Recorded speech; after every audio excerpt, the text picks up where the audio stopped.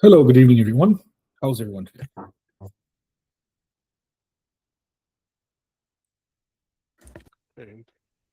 Hello. Hey. Yes, I hope everyone can hear me. I'm just upstairs today. It's just a bit cold today in the basement for me, so that's the reason why I'm just upstairs today. Okay, so don't mind my setup for today. Good. Perfect. So today, I know we're going to cover the Azure fundamentals and how to create Azure accounts and everything. I hope all you guys had time to go through week 1, 2, and 3 and go through the pre-recorded video.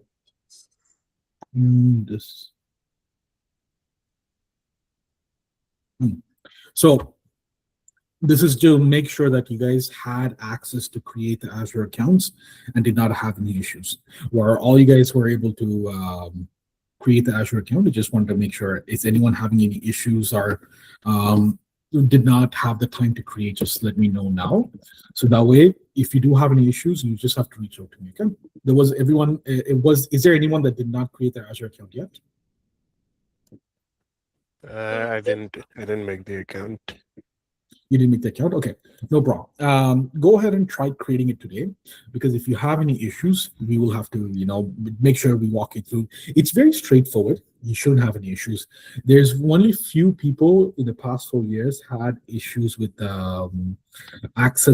creating the Azure trial accounts. Okay, so you should not have any technical issues, but if you do, just reach out to me. Okay, but do it as soon as possible so you can do this. Yeah. Okay. No problem.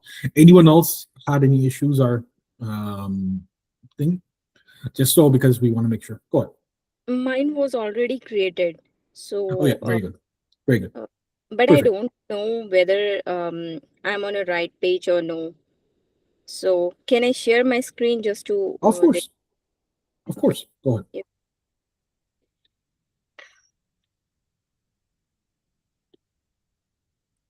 Oh, sorry. I'm just going to do is I'm going to go into my other office room upstairs. Just give me 1 second while I talk to you guys.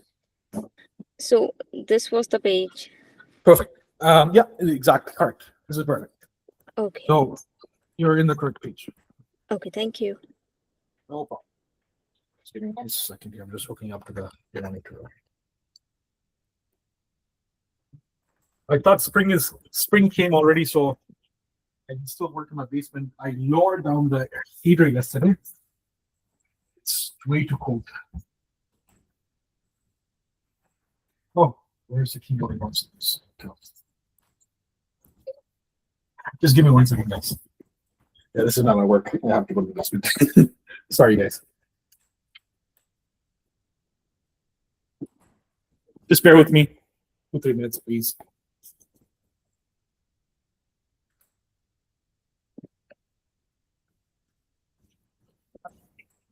Yeah, just give me 1 second. I'm just going to turn off my camera.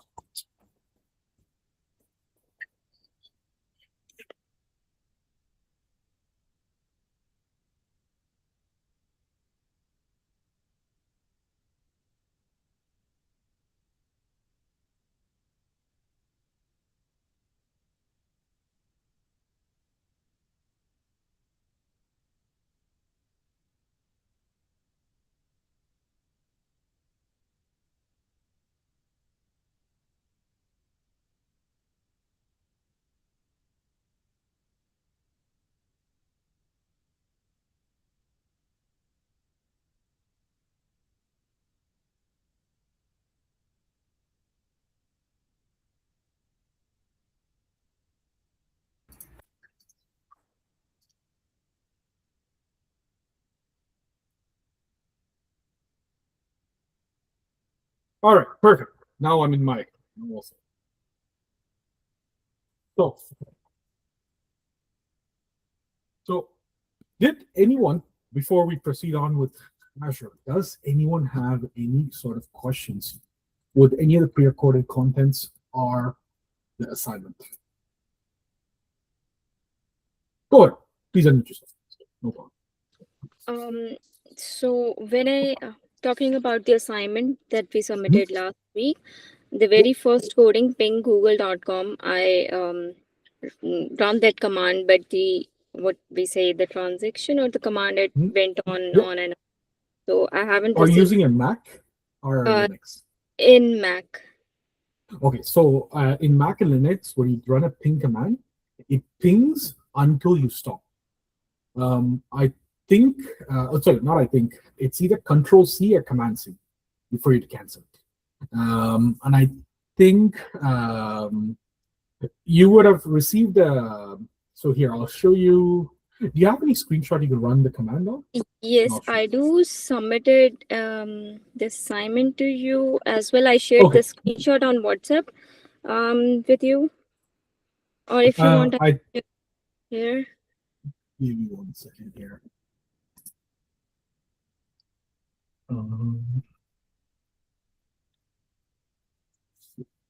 Once again, just opening up your site right now. Okay, let me share the screen.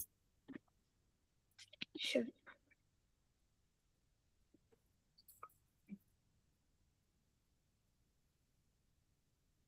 Okay, so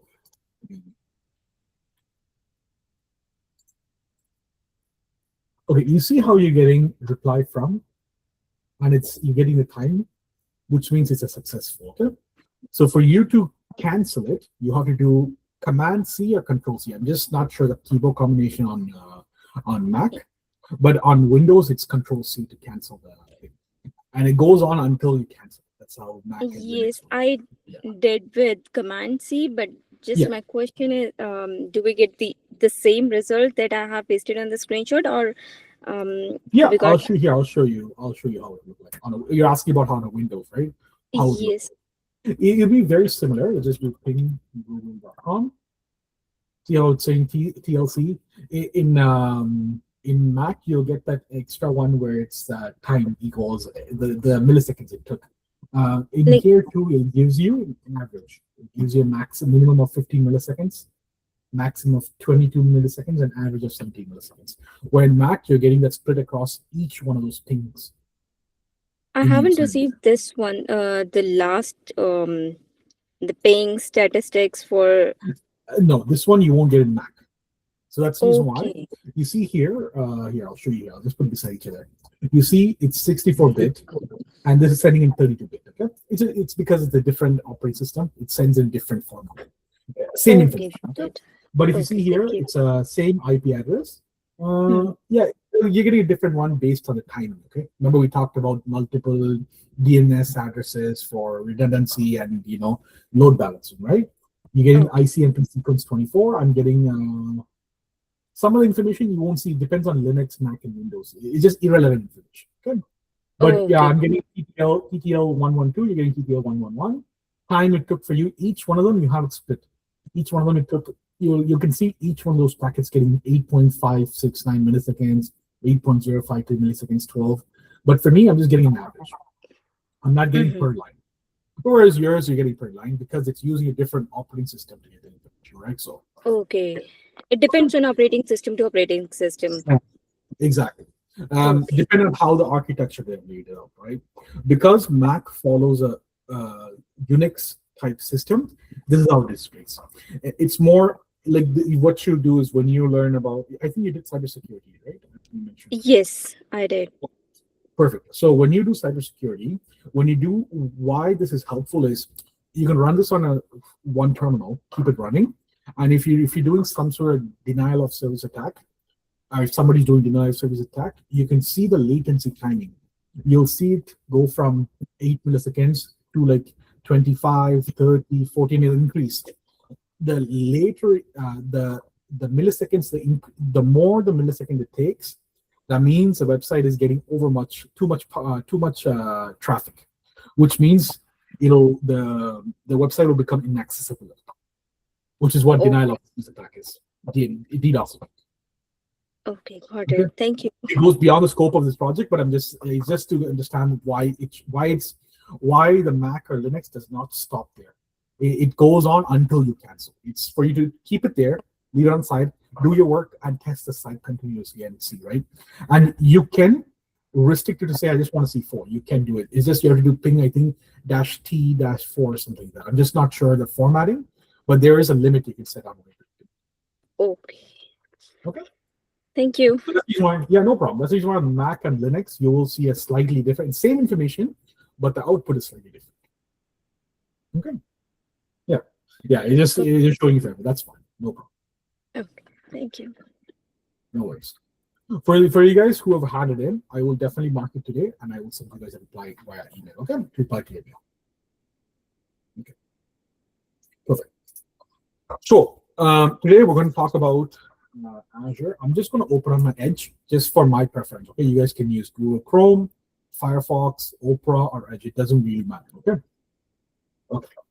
So for you guys who have not signed up for Azure, please do sign up today and create your account, because the next thing is we're going to have an assignment, and all 5 of you guys are going to be a team. And this is how we start doing this assignment, is because you guys will do it as a team. And if anyone has a question, you guys will reply in the email chain to the whole group to ask questions. Okay, but the assignment will be handled individually. You will have 2 weeks to complete the assignment, and I'll explain to you right after we complete the lecture. Okay? Lecture or the work period. Anyways, whenever you want to go into Azure portal, always the URL, the website is portal.azure.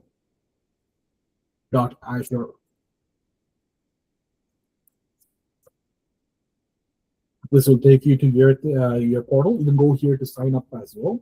But once you sign up, you can go here to sign up. Okay. This is my account. I'm just going to sign into my account.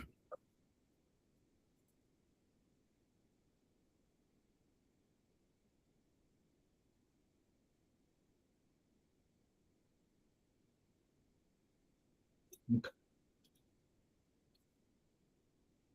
So,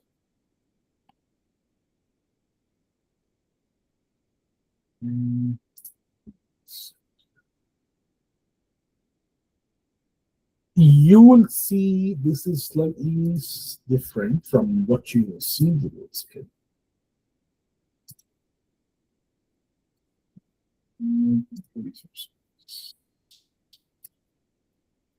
Okay. So when you log into your Microsoft Azure, you see a slightly different screen than what I'm seeing. Okay. You would see certain things called resources and everything, but for me, because I have the trail activated, it shows a bit more information. For you, it'll just be simple, like what Big Shah showed is a simple screen. Okay. In that screen, a couple of things that you have to think, and what we work with is something called Entra ID. The thing how you can go into Entra ID is you have a couple of options. One, the first one you have to memorize is this over here on top over here.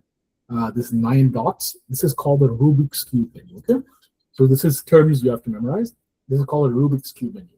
What this Rubik's Cube menu will do is it'll take you to different services inside Microsoft. Azure is a part of Microsoft Cloud. Okay, so Azure is part of Microsoft Cloud Services. It's a cluster of services. So a lot of services. One of them is Azure. One of them is AI, Copilot, Data Explorer, like that. It's a different products that Microsoft offers. Okay.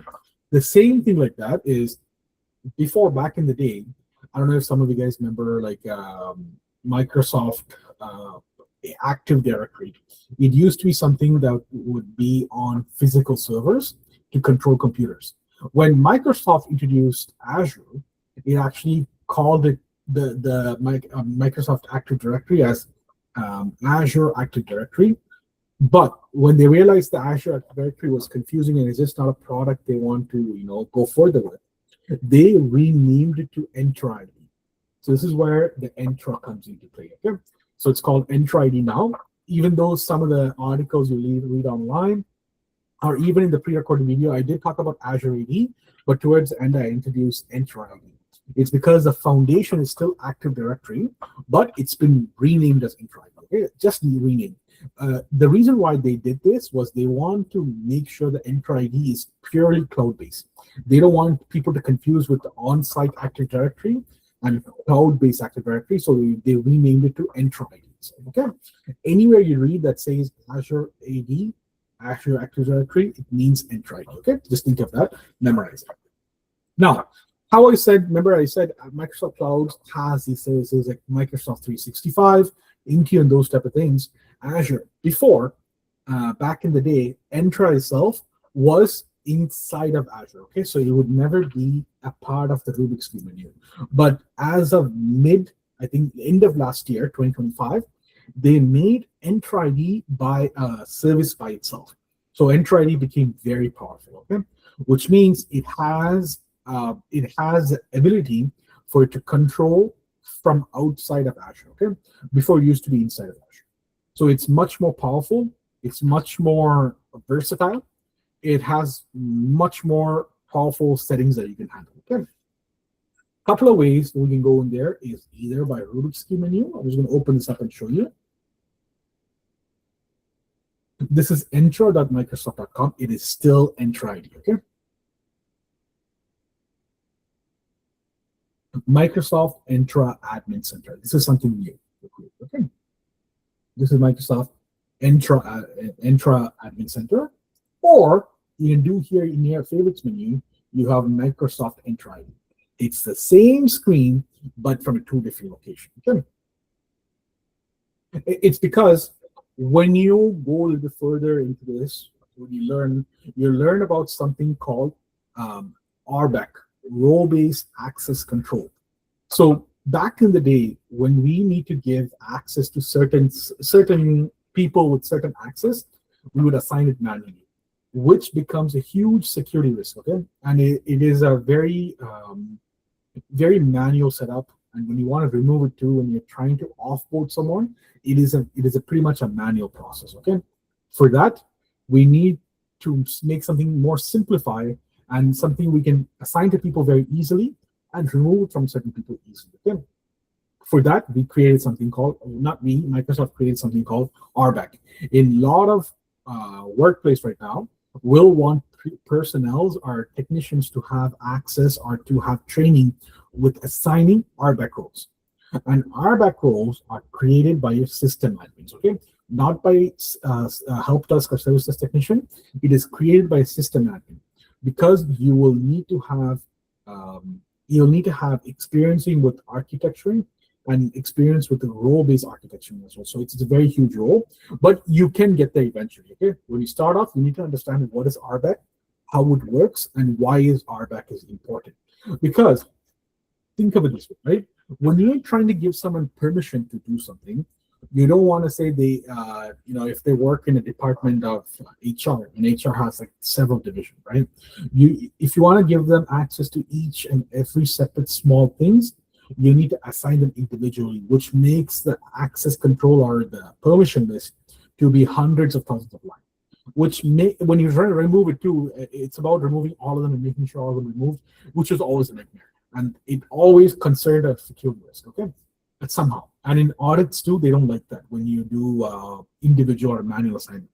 But whereas if you assign an RBAC role, it, like say example, if you're working in IT administrator, right, and you want a role just for a level 1 technician, the system admin can create a level 1 technician RBAC role. When somebody new joins in, they'll be assigned to a group, and you can assign the permission RBAC to a group or to an individual itself, okay, themselves, which should make it easier to remove the people out of the group, and the permission will be gone from the user.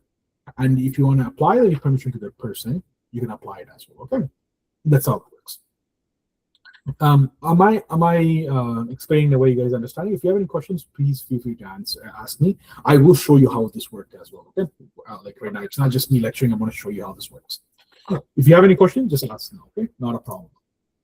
But the intro ID from here and from here are the exact same thing, but just has a different view. Okay, that's all. The view is just slightly different. But if whatever you do in here will be the same in here as well. The data is from the same place. It is just for RBAC purposes. It's been taken out of Azure. Okay. So, and one more thing, when you guys create Azure account, you will have something called always free accounts. Okay. So when you go on Google and type in Azure always free services, so you do not, once you sign up for Azure account, you don't ever need to close it. Okay. Whatever we do for this class, you have access to it for lifetime. And whenever you want to practice, go ahead and practice. What you'll be charged is when you start doing virtual machines, and even virtual machines, it depends on what type of virtual machine you get charged. And you can always go to this page here to verify what is always free and what is 12 months free. Okay, from the time you create your account, you have certain things you can use with a limitation for 12 months for 100% free. Okay, and after that you'll be paid, but there's some things that'll be always free for lifetime. When you go in here, see it's split into 12 months free and 65 plus always free services. If we just want to see list free services, we can actually go into description, free monthly amount, and you can see always free period. So in this one, Azure AI search, you can do 50 megabytes storage for 10,000 host documents and 3 index per services. It's free always. So just like that, and if you go here and you can see Azure Document Intelligence, automate the extension of text, key value pairs, and table from your document, 500 page, 50 tier, it's free for 12 months. So you have a very exact view of what is free for 12 months, what is always free, okay? Whatever we do in this course, it'll be always free. So you don't have to ever worry about getting charged any card, okay? Just for Azure. For Microsoft 365, it's a different scenario. Until I go ahead and tell you to sign up, please don't sign up, okay? It's just that you will be charged, and there's in the past there's students who have signed up for the account and they have got charged on their card. Okay, so I'll tell you when to sign up and I'll tell you exactly how to cancel it. Okay. So if we see here, the one thing that we're going to work with is called Entra ID. If we just search up for Entra ID, formerly Azure AD, you see here up to 50,000 store object with single sign-on to all cloud app, it's always free. Okay. So for the duration of your lifetime, my lifetime, this is going to be free for us. Well, Entra ID has two different tiers. It splits into 2 different tiers. One is always free, what we can use and test out and everything. One is something called Entra ID Premium. That's what realistically a business will use. Okay, it has a little more complex process you can do, which we don't even need to touch for level 1, level 2 technicians. Okay, it is there for system admin and system architecture who's designing these, who's designing the Active Directory or the environment of Azure for a company itself. So we don't need to touch it. And I'll exactly tell you what the difference will be. There's only limited restriction from the premium one or the free one, so it's very limited. So you don't need to have formal experience. As long as you understand what is the difference, you can apply it. Okay. Now, before I proceed with this, any questions so far?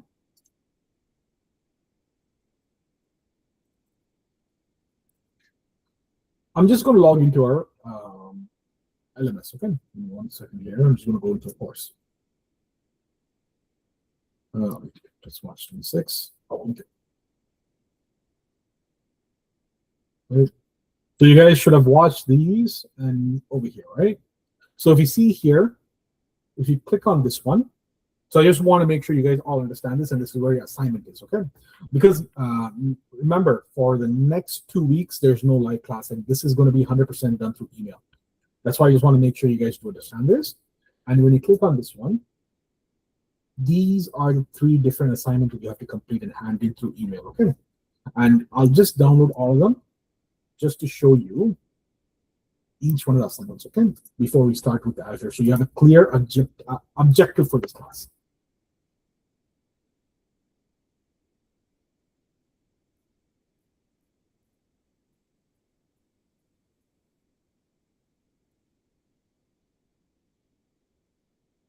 Okay, I'm going to open up the first one, second one, and third one. First, second, third, okay? The first one is about creating what we call as a group, department groups, and adding users to it, okay? So you'll create something called the main group, and you'll create something called a nested group, and I'll show you what it is visually, so you can see it, okay? So it tells you exactly what to create and what to name them. You don't have to guess, okay? If it does not give you the information, you don't have to fill it. So if you see here, these are the department groups. These are the main departments. You have the SEC executive, SEC HR, SEC finance, SEC IT, SEC sales, SEC marketing, SEC operations. And you must create them with the exact name. You cannot modify them, okay? A lot of the time, when you're given the role of creation, you're not allowed to create based on your wish. You're doing it based on what they give. And I always, whenever I train anyone for corporate environment or in a government sector, right? I always say this: be slightly lazy. What I mean by be slightly lazy is Meaning, if they give you a thing and you have the capacity to copy and paste, copy and paste. Don't type it in. When you type in, you will prone to make mistakes. I'm not saying you may, you will. It's called typos, right? And when we did the thing in a corporate environment, like we did a study, like analysis, there's about 30% error percentage. When you copy and paste, that drops it down to 5%. It's a huge improvement. Okay, so 95% accuracy versus about, I think, 68 to 70% accuracy when you type in. So whenever it's possible, copy and paste.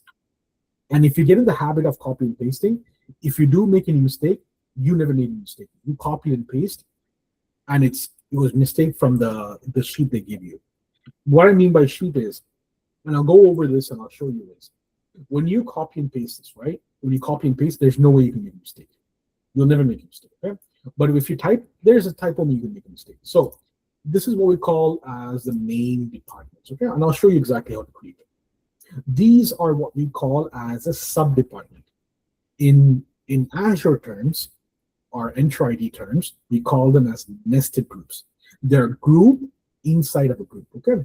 And I'll show you exactly what that means in terms of company structure, okay? These are groups that you must create first. And then it's going to give you 25 users you will create. And trust me, guys, when I say this, everybody tells me this. We've been doing this for almost 4 years now. What people tells us is, the first assignment, it takes the most amount of time. It's not hard, but it's repetitive. When you're creating 25 different accounts and putting them in the right groups like executives, HR, it will take time. So if you can, do them today, or like within a couple of days and get them done, the first one. That way, you can go ahead and concentrate your most amount of effort in assignment 2 and assignment 3. The fastest and the most accurate I had someone complete the assignment was 3 days. And the guy spent, I think, the person spent about, I think, 4 hours completely to complete this, and they had no experience whatsoever. But because they thought that this is going to be hard and they completed it, right, which is very good. Do them, get it out of the way. Because if you don't hand them in, there's no excuses. It's going to be considered as 0, okay? Which means you have failed this portion of Azure. But it gives you exactly the amount of users, the title, the manager name, phone number, address that you must copy and paste or type in. It doesn't matter, but it has to be correct, accurate data, okay? The reason why the first assignment is important is from the first assignment, you can only do assignment 2, assignment 3, okay? The first assignment is about creating users and making sure you take screenshots to put them, okay? And I'll show you how you can do this. There's 2 ways. If you guys don't have Word on your computer, you can do it on Google Docs. Just put whatever the question number is, and you have to give screenshot, okay? And I'll show you exactly what I mean by that. If you have Microsoft Word, it's actually easy to convert this Word document, this PDF into a Word document. All you have to do is open up Word, Microsoft Word.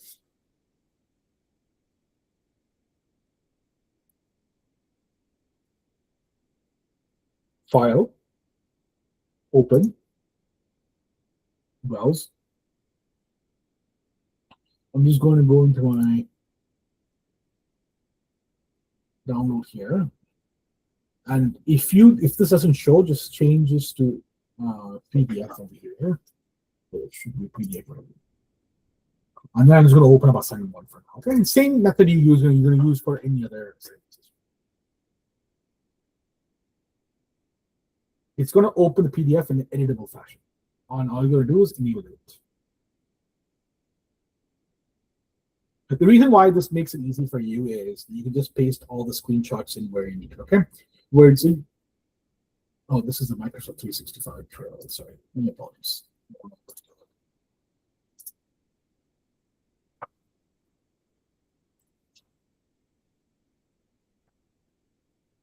I know this will do. Okay. Wow. No, I was.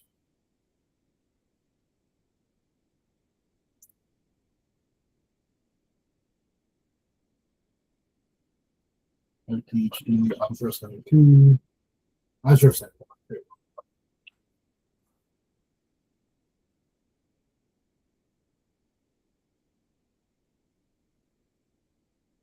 go. Okay. Yeah.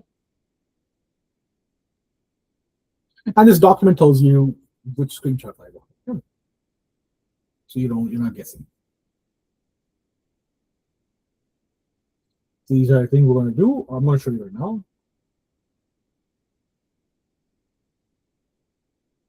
So it tells you exactly what to deliver. 25 user created, screenshot showing all 25 users in Microsoft ID. You don't have to take individual picture. I'll show you exactly what I mean by this, okay? And user detail screenshot, 3 sample users, all you're gonna take, okay? And departmental group, screenshot of all main department group. And then you're gonna show membership screenshot for 3 different department groups, okay? And nested group, you're gonna take all the screenshots, manager, relationship. This organizational chart, you cannot show in Microsoft Azure. But I want you to do the research on to see why you cannot show this on Azure itself. Okay, right now we have stopped it. And 1 complete user profile showing the job and everything. And you're gonna have to submit it as a PDF, okay? It cannot be a doc file, it has to be a PDF. You can save the word as a PDF just by going to File, Save As, Browse, and change this to PDF, okay? And the naming convention, how I want you to submit. There's a specific naming convention, course code, assignment 1, your name, okay? Your full name, .pdf. That's how I want you to submit it through email, okay? And I'll go through the submission just slightly later. But this is what we're gonna first work on, okay? I'm just gonna close this one. So I'm just gonna work off of this. And what I'm gonna do is I'm gonna delete the one which I've already created, so we're starting fresh. So,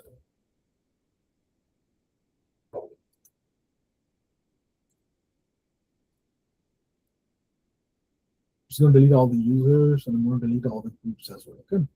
Just so we're starting fresh.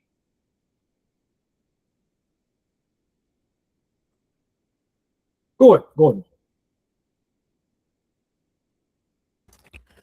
Hi. I just had a question on the assignment real quick because yesterday I wasn't able to submit it because I tried to, but it wouldn't let me attach the PDF into the. No, you cannot hand it in the LMS. You have to email. So when you email, it has to be so all the assignments for all the classes. If you go here, send put the assignment name in the thing and send it to my email with CC and CTech training center. Okay. Yeah. That's how you had it. Okay, that's fine for the assignment. That's fine. But going on, we don't want that to happen. Okay, it'll be considered as zero. Okay, so that's okay. I think I wasn't being clear last time, so that's fine. No problem. At least because the thing is, what we realized in the past is last year actually this is a new LMS this year. The reason is because when we allowed hand into LMS, it actually crashes the system. The files get so added on within 6 months, it breaks our LMS, right? So we just suggest that's the reason why the course code is important for us.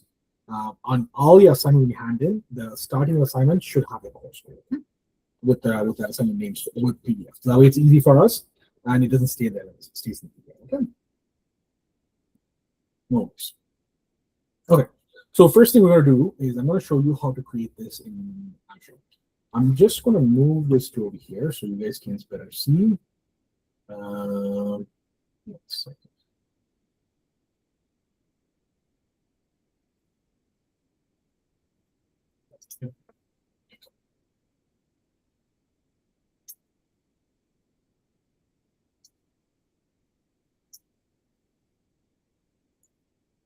Okay.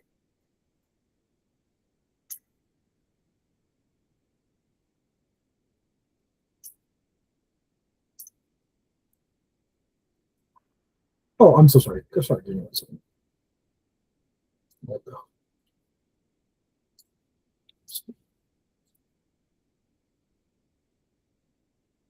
All right, there you guys go. Okay.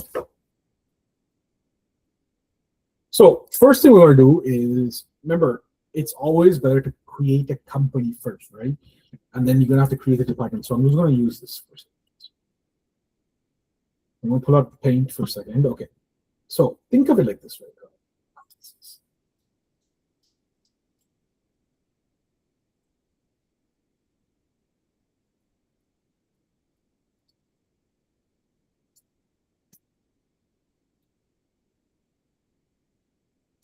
Think of it like this, right? So we have a company. Think of the company being in a box, right? The company. Before you put anyone inside the company, we have to create a department, right? We will have to create the HR department, and then we will create the let's say we have the first is the executives, and then we create the HR, and then we'll create IT, we'll create the sales, and then we'll create whatever the other department is. I just don't remember. But remember, inside the executives, you'll have a couple other groups too, right? You'll have the main executives, you have IT, you'll have assistants, okay? And same thing with HR too, right? You'll have the payroll, you'll have HR, you'll have managers, whatever the group it requires, right? So it is this is why we call it as a nested group. Because like imagine HR, this orange box is the big HR group, right? HR can have different departments inside. And the only way for us to define it is by nested groups inside Azure Entra ID. Okay? This is how we call it the nested group. It's a group within a group. Visually, in Azure, you cannot see this. But there is another way, there's a non-visual way, but more of a listed way you can see which group is a nested group of something. And it's called, I'll show you when we create it, how do you create a nested group and how do you put a group within a group to make it a nested group. Because creation of it is the exact same way, but how you align it is how it differs, okay? The reason why this is very important is how it inherits permissions. When you apply a permission or role to this whole HR group, it'll automatically fall within this group as well. Or you can assign a group inside just payroll itself and stick within the payroll group itself, okay? That's a specific reason why it's built. And this is a foundation for RBAC designing and RBAC permission design, okay? And this is something that you have to make sure you have very hands-on experience. You can't just brush this off because this will be a day-to-day activity, okay? Does it make sense, guys, what I'm explaining, or do you want me to explain it differently? If you do, just please let me know. Don't ever feel the pressure that you have to say yes, okay? Please speak up. But this is something that you will have to understand completely, not just like be like, okay, I know. No, this will be a bread and butter. Does anyone have any questions of this? It's all good. Good. Okay, go ahead. Anyone any questions? No? Okay. Perfect. Thank you. Okay, now let's create our normal groups. Okay, this is what we call as from the Active Directory side, we used to call this as a parent group, and I'm still going to refer this to a parent group. Okay, these are the main departments that we're going to work. Okay, and this is the exact same way how you're going to create nested groups, but you're just going to assign it to different groups. Okay, so I'll show you how to create the parent groups first, the main groups. Okay, so what we're going to do is we're going to start off. I'm going to create the first three just so I show you. Okay, new groups. Sorry, let me start from here. So when you go into home, I'm just going to go into Enter ID here. And then in here, we're going to go into groups, okay? I'm going to create a new group over here. And this one, I'm just going to copy this name over here, put this in here. Remove the space. I don't like space. I don't care if you do it, okay? And executive leadership, the description, we'll copy this. Copy this and click create. Okay, and whenever you go here, all groups, you see it over here, okay, all groups. And we're going to go here again, new group. We're going to create the next one, which is sec HR. Oh, sorry, I just copied the human resource from that side. And go to the bottom of there, it's this, and click create. And sometimes, guys, with Azure, is this. You don't see this created over here, right? When you click on refresh, it'll come over. You just have to refresh the Azure server to come up, okay? It might take 1 to 2 seconds for it to show up. Just nothing too long, 1 to 2 seconds. And there's another theory that I'll show you just slightly down the road that you will have to understand this for the assignment number 2 and assignment number 3. And then I'm going to create one more group here. I'm going to call this one is Sec Finance. Sec Finance. Finance department. Now I have created the first 3, okay, just to show you as an example. Now let's go ahead and create the nested group. I'm just going to create the first 1, 2, 3, 4, 5 groups, okay, just to show you, okay, how it works. Now what we're going to do is we're going to create nested groups, okay. These are sub-departments within a main department. Okay.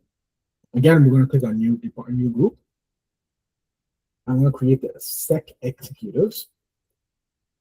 And then I'm going to do assistant supporting executors. Okay. And I'm going to create this group. Okay. And then I'm going to create the next one over here. And there's several other ways you can do this too, but I like doing this one. It's just cleaner. Okay. Copy this one, put it in here. See how am I creating a nested group the same exactly. Okay. You see how it didn't show up here? Just going to refresh. Go ahead.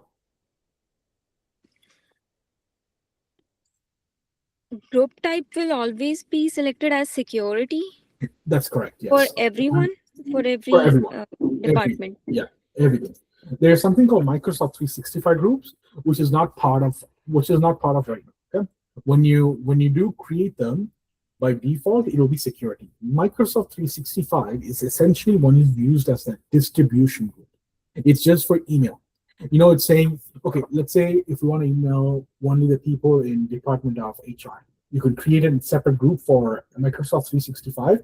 It used to be called distribution group, and it's used only for email purposes. And it's not to assign permissions. It's not for permissions. It's just meant for emailing. It's like an address book. A group address book. Okay, got it. Thank you. In the old Active Directory, this would be considered as distribution group. It's actually when they change the name over from Azure AD to Entra ID, they just want to rename certain things to avoid confusion. It was causing a lot of confusion because back in the day, when you used to say AD, people assumed the local AD, but we were referring to Azure AD. And it was just a huge mess up in acronyms, And when you say AD, you forget to add the word Azure Active Directory. It's longer. You see, just Azure Active Directory is longer than saying AD, So that's the reason why they're like, you know what? Let's just avoid this confusion. Let's make this an Entra ID, completely different thing. So you can still have what a company has a setup called hybrid setup, which is you'll have your local Active Directory that syncs to Entra ID. The reason why you have that hybrid setup is this. I'll tell you a scenario where we did a project in Marathon, Ontario. Okay, so I did a project when I lead it. It's in Thunder Bay, but it's 3 hours in Thunder Bay. It's in top of a mountain. The most internet you'll ever get is 5 megabytes per second. That's the highest speed you'll ever get there. It's a gold mine, middle of nowhere. In Canada, okay, so you're not getting internet there right now. Starlink is there, but I'm talking about like 5-6 years ago, right? Like roughly around 5 years ago. But in that case, 5 megabytes per second. If you're trying to sync to Entra ID, your internet will be very slow because it's trying to always sync to Entra ID, right? So what you do is you'll have a local Active Directory where every day-to-day activity will happen there because it's local connection, right? It's a lot faster. Remember when I showed the NAT? It's all internal, right? It doesn't have to go to external. But every day from 10 p.m. to like 7 a.m., or I think 10 p.m. to like 5 a.m., it'll sync itself to Entra ID and pass all the data, back itself up because nobody's working, right? After 6 p.m., nobody's doing any work. So it's easier for them to push all the data out and download all of it in that like 12-hour window and get it all ready for the next day. So essentially, if the information ever gets, let's say, ever needs to get updated, it only updates after 8 p.m. or 9 p.m. till like 7 a.m. So, but we don't slow the network down during work time. We keep it for essential stuff. That's the reason why there's a sync can happen. But where I'm coming to this is there is still hybrid setup that's happening all over the place. It needs to be that way. It cannot be 100% cloud. But you'll make all the changes in the cloud that will take itself down to the directory. And usually, people try to not make any changes in the Active Directory and do it in Azure Entra ID and have it come down to AD by itself. Okay, understood. And copy over the permission. Yeah, no problem. And that's the reason why the name changed, because they just don't want to avoid confusion. Okay. Yeah, no problem. Okay, now I'm gonna go back to this because I have created now I should have. Yeah, see, I have 5 groups. Remember, I created 3 top main groups, departments, and I created 2 sub-departments for executives, which is the Sec Executive Assistant and Sec Executive IT Support. Now, We need to add this part of the SEC executives main group because they're internal to they're the department of executives, right? So for that, you're gonna go into this. You're gonna go into the group. You're gonna click onto the group. I'm just gonna go back here. You're gonna select executives.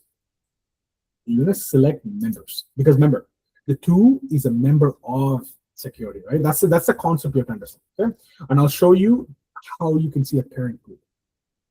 And I'll click add members.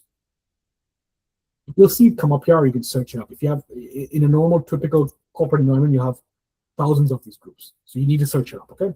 But if we do sec_executives, it needs to be capital. SEC,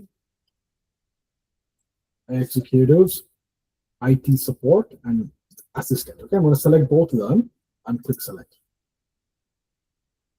And remember, I have to refresh. It'll show up in here, okay? So now if you go back here, the group, you won't see any difference. That's the thing. Because visually in Azure, it doesn't make any difference whatsoever.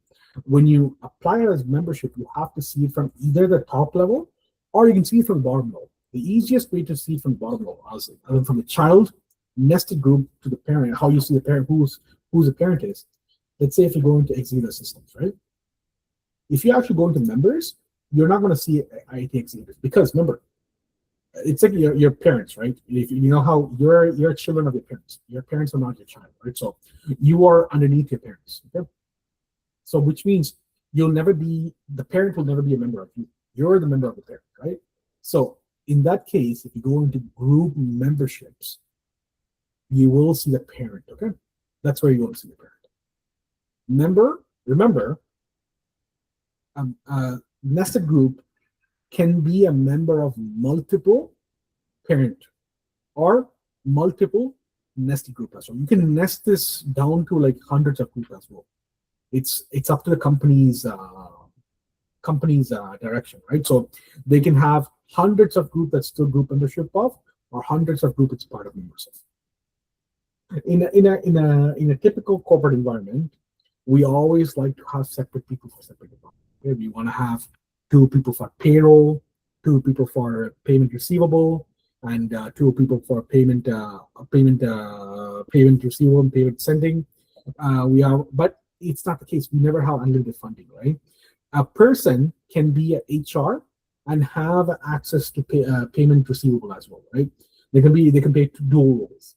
That's the reason why you can apply users to multiple groups, multiple nested groups, multiple parent groups as well. Okay, there's no limitations on how many you can get applied to people. Okay, does this make sense, guys, or does it confuse people? It is clear.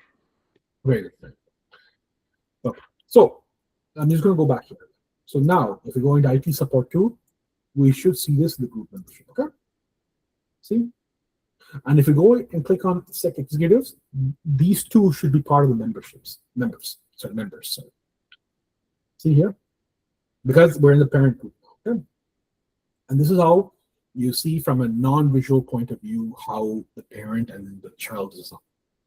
This is how you're going to create all the nested groups. Okay? I'm not going to show you more nested groups. I want you guys to go through and create them. Okay? Any question about groups and nested groups?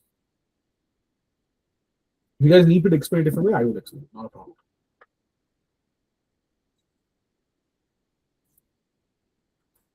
Okay. Next. Go ahead. Perfect. Thank you. Thank you, Govind. Thank you. Next, what we're going to do is we're going to go back into directories. We're going to go and create some users, okay? And I'll show you how to put them into the group. Because remember, users have to go within a group, right? They can't just be roaming around a company. They have to be part of a department. They have to be tied up with it. Right? And essentially, in a company, you will have someone always reporting to someone, right? Somebody has to be answered to someone. It's how corporate works, right? Except for the CEO.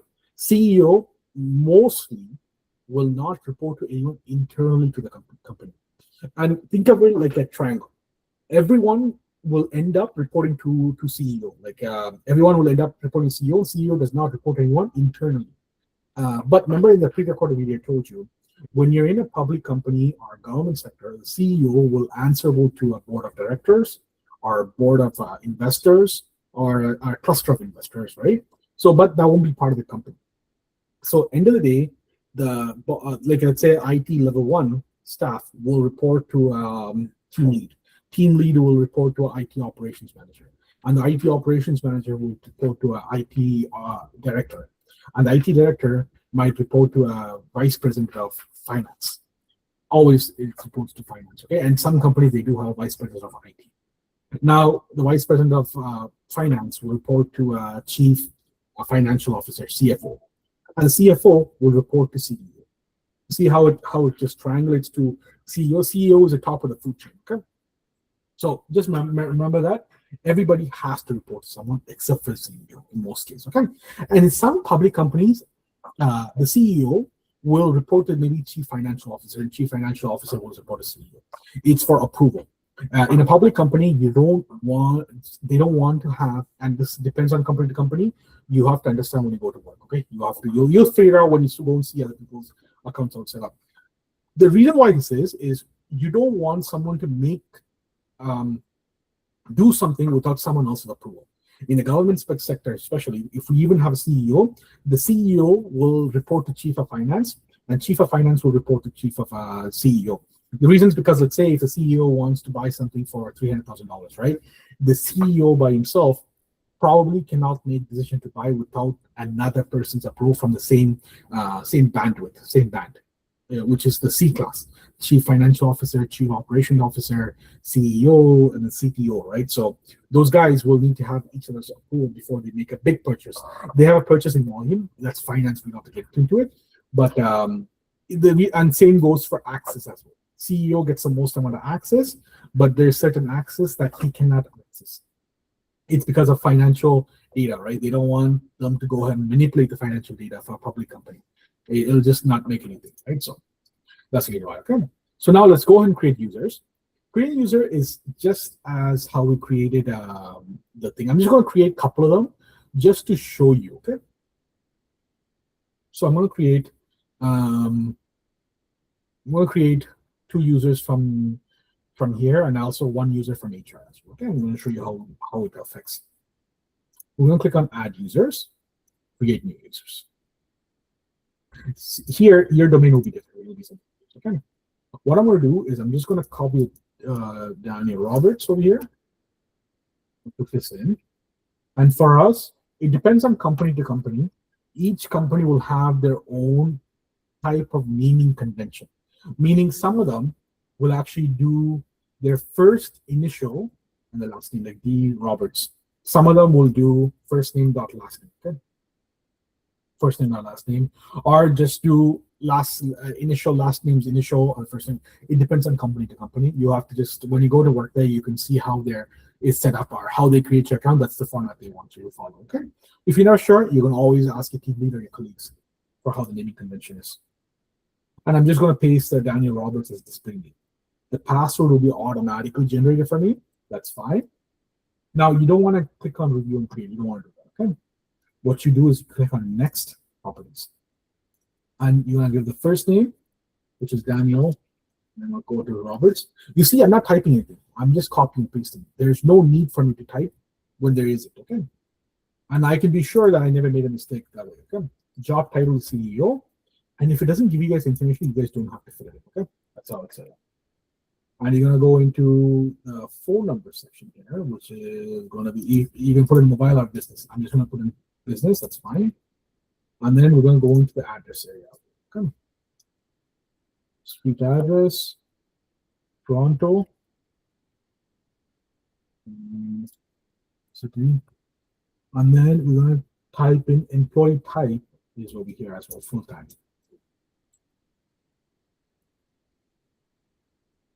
That's all you have to fill in, okay? And then click on next, assignments. So there's a couple of things you can do here too. If you want this to be added to the user to a group right now, at this stage you can add them in. What you do is you do add group. Because he's part of the executors, it will be sec executors, okay? You can do here. And then you can click on select. This will put them in the group from the get-go, okay? You don't have to worry about it. And then if you ever want to add anything else, we'll talk about this adding roles and everything, okay? A little later on, which we will be covering today, adding roles. That's the RBAC roles. Now we're going to do just, I want to do this one. I want to create, and click on create over here. At this point, you have successfully created a user. Again, you're going to have to do, my screen is a bit small here. I'm just going to make this, there you go, refresh.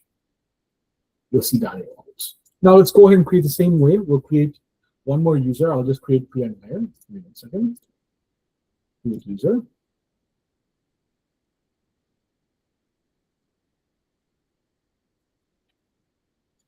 And I want to show you guys one more thing as well once I'm done creating this user. Okay. Priya Nair. Next.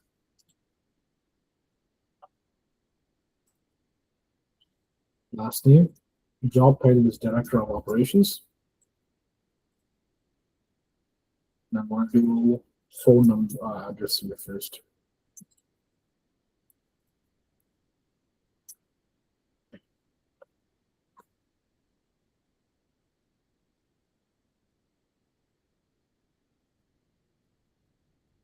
Where's the street address? City, and then she's also full-time. Okay.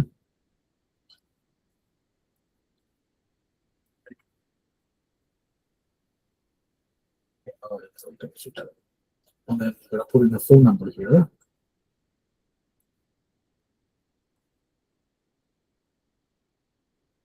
This phone. Okay, and then we're gonna click on. And then one more thing that you have to add in this. You see here in the document, we talk about manager, Daniel Roberts. So as I said, remember, everybody will report to someone. It doesn't, not everybody directly reports to CEO. They report to who they will be in charge of, right? For the executives, for Priya Nair, it's Daniel Roberts. So you're gonna click on, and this is why creating all the users step by step is very important, because it's all in a waterfall method, right? So,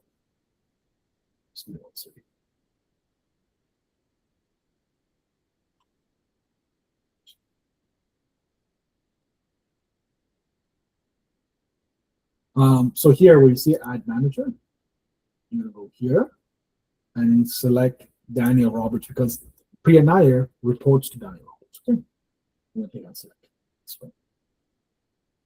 And then we can do next assignment and add role. She's also part of executives. Okay, sorry, not add role. Sorry, my apologies.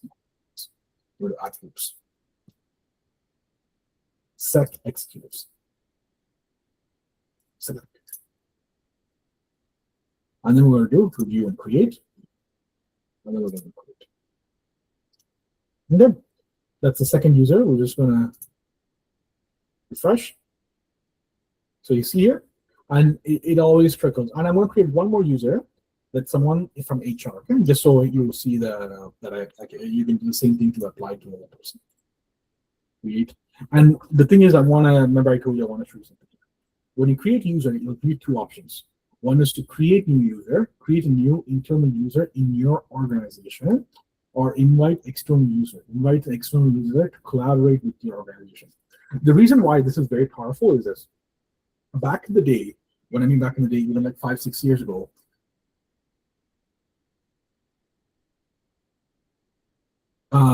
when they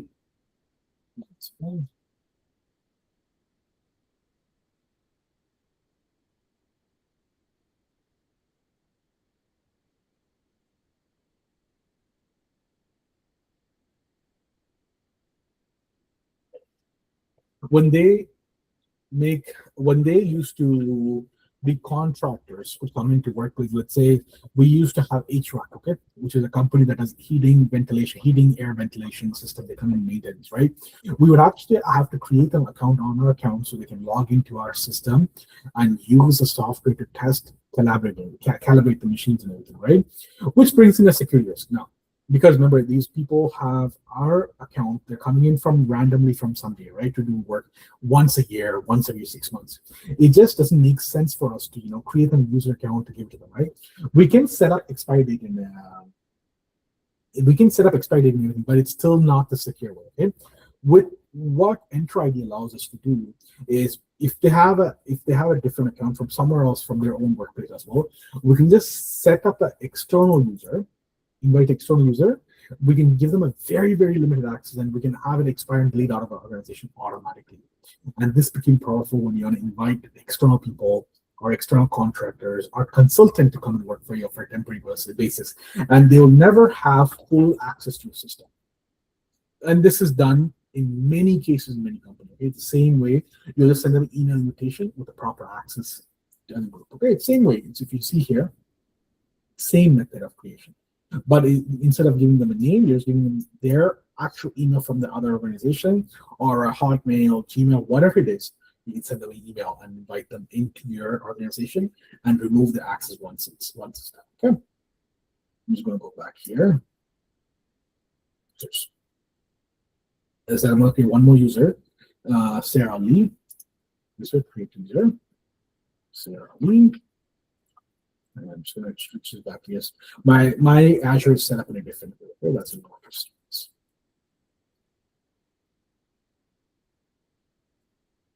E. Next. Sarah.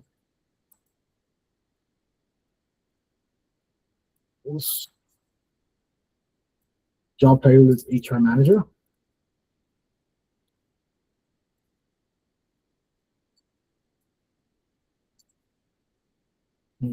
She reports to Priya Nair. I didn't have to copy that. No, I copied it. Priya Nair. Okay. And she is also a full-time staff.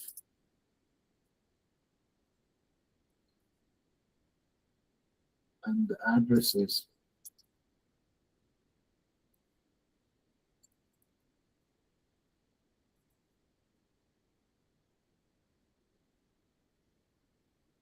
phone number.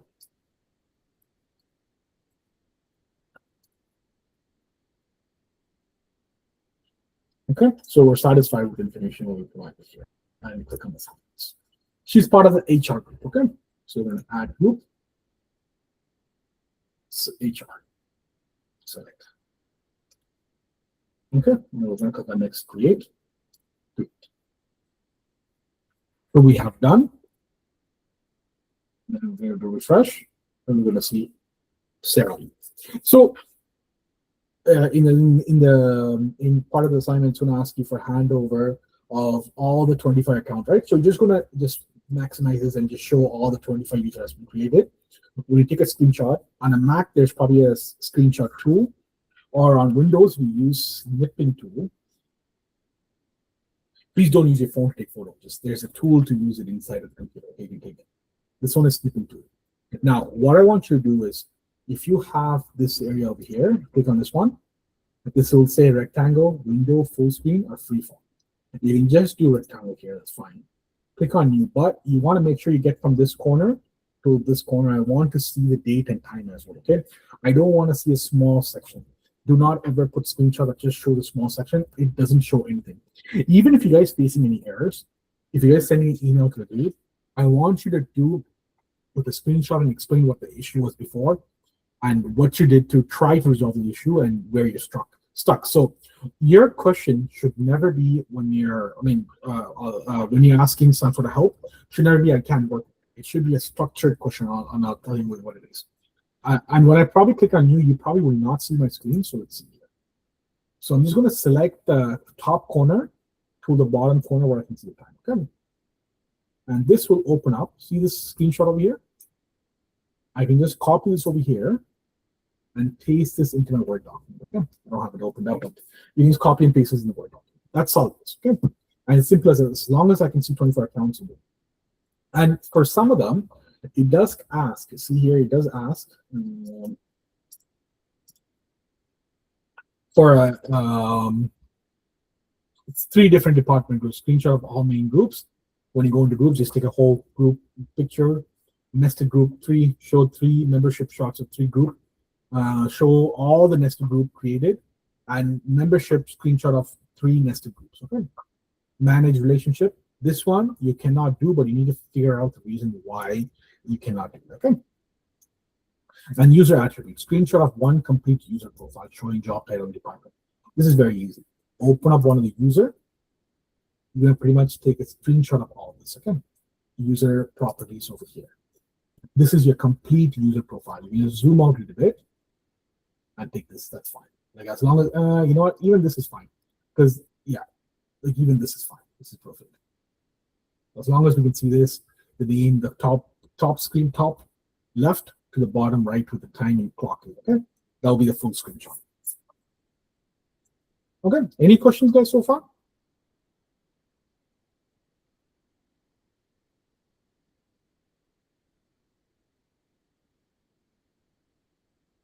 Okay, perfect. Thank you. All right, so next, I'm just going to go back in here just to show you something. Okay, so I'm going to go into this one over here, role and administrators. This is what we call as the, remember what I called you RBAC?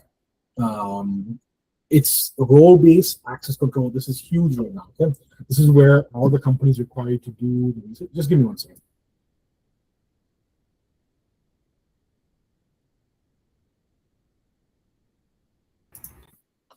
Sorry guys, there's this spam number just coming to my phone all the time. It's just annoying me. That's, you know, I just put that call on. Okay, so what is RBAC is? Remember, I thought it's called, the acronym stands for Role-Based Access Control, and it's designed in a fashion. It's called least privileged access mode, which means, let's say if you're someone who's joining the IT team, right? They don't want to give you too much access where you can potentially see something out of your role or do something out of your role, and they don't want to give you less access where you cannot even sufficiently do your role, right? They want to give you just enough permission. That's the reason why the RBAC role has to be designed by system admin, or sometimes there's actually someone called access control architecture. For big enterprises, these guys will sit down with each different group, team leads or managers or directors and design what these roles need to do and does not need to do, and they develop these role-based access control.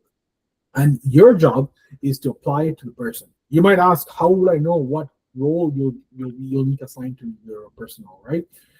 You will get exactly what role you need to apply when they join the company. You'll get an email or part of your ticketing system. You'll get a ticket saying that your first name, last name, all the information that I gave you right now, and it'll give you either RBAC code, which will be code based on, instead of the name, will be RBAC code. You can just search it here, or the exact RBAC name you need to apply. Okay, this is something they will give you. So just so you're going to take that name and apply to them. If they do need specific individual permissions, you can actually give it to them individually. That's very, very unlikely. But RBAC roles are most likely assigned to a group itself. Remember the difference I said part of the always free module and Intra-ID? See here, to create custom roles, your organization needs Microsoft Intra-ID Premium P1 or P2. This is a different, okay? You can assign RBAC role to a user, right? No problem at all. But you cannot assign it to a group. And the whole thing is, once you assign to a group, if you put anyone into the group, they'll automatically inherit the permission. That's the beautiful thing about it, right?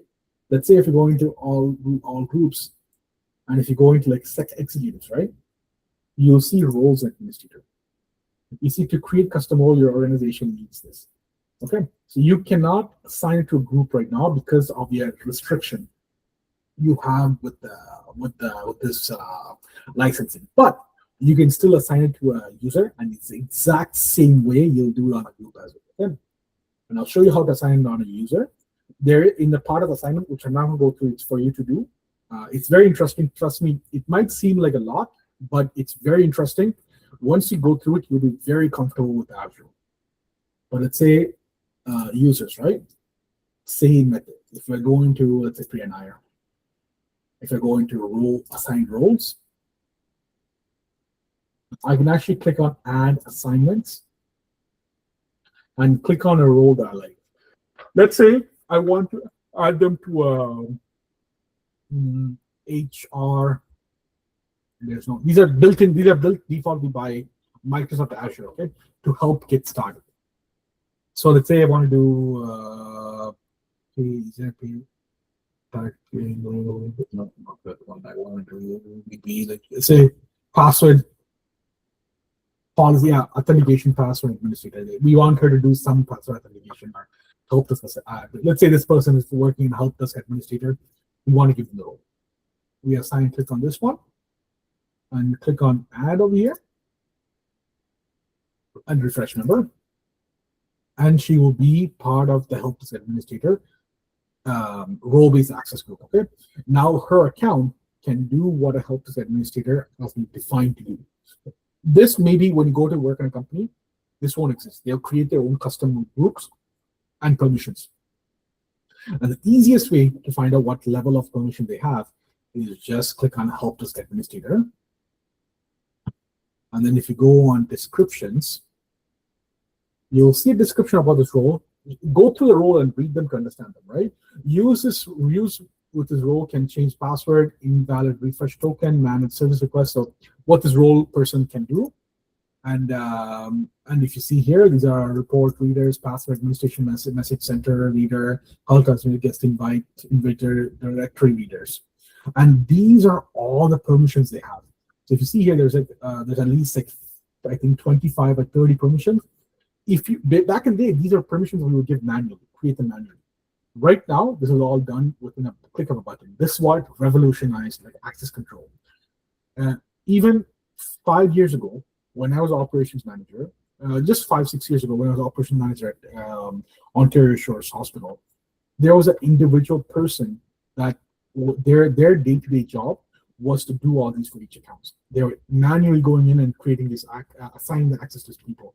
It was just a lot of work, and it's a brain-oriented work. It's not IT. It's considered IT, but it's just assigning this person will get this role, and they'll just get a list, like hundreds of lists on one paper. All they're doing is finding the role, assigning the perfect individual, right? That one person is just this.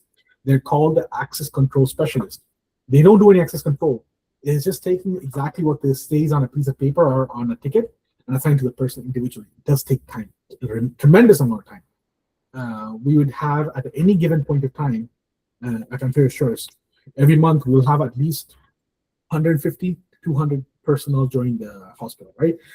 Which includes, you might think there's a lot, which includes like external students, like students who's doing like placement, co-op students, and we also have nursing staff, like about 150 to 200 users, right? The help desk will create the account, but this access control specialist, once the account is created, it gets passed on to them. They do these manual stuff here. It is a waste of time. The person does not have realistic IT knowledge, but they get paid like I think 55 or 60, but they quit, and I had to revamp the whole role into the help desk by creating RBAC roles, like template users, so they can copy them from, so make it easier. Back in the day, template user was the easiest thing. Once RBAC came in, we sat down within 3 months. We mapped out the whole hospital. Anyone that's working in a hospital that has an employee ID or a departmental ID, we know what exact role they're going to play. And as soon as we know that from the HR, it's 2 minutes work to assign these permissions. We've changed it from an 8-hour work to 2 minutes work. The efficiency has went up, right? Because of RBAC. And that's why RBAC is, if you go on Indeed or LinkedIn, I think if you search up RBAC, there's lots of role that requires RBAC knowledge, okay? And this is what it is. Assigning RBAC roles. And understanding and reading them, right? And each company will create their own RBAC. This is what we're working on, is created by Microsoft Azure for learning purposes. You're not doing administrator, you're doing support, right? So you're assigning the roles that's already been created by administrator to a person. Okay. Any question, guys?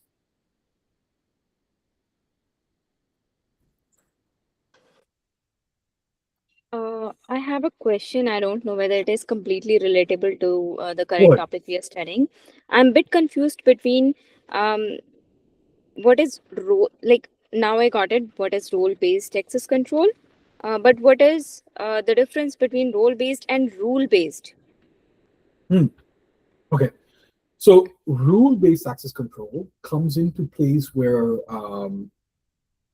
let's say, let me give you a scenario. So if, let's say if Adhavan logs in from the office I get to access the Microsoft Azure without MFA. But if Adhavan is outside of hospital's network, right at home, I have to use MFA. That is a based out of rules, right? Certain conditions. I'll give you another scenario. If I'm using my personal computer, I have to use MFA VPN if I'm at home.